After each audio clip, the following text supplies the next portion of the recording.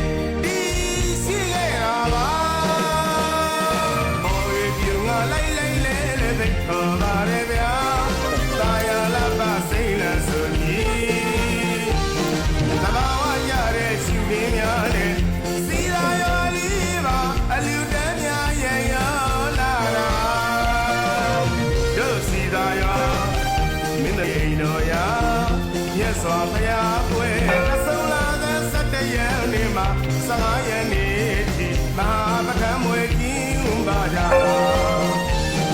ကြည်နူးစရာပါဗျာတရင်ကျွလာပြီနေ့မှာစီသာတိုင်းလုံးဆိုင်ရာတန်ခါမှာတော်ဝရဏပွဲရွှေကူကြီးမြတ်စွာဘုရားပွဲစီကားတယ်ဗျာကုသိုလ်ရင်မို့ရွှေပြိုတာနဲ့လူသားတို့ခေါ်ဆိုတာ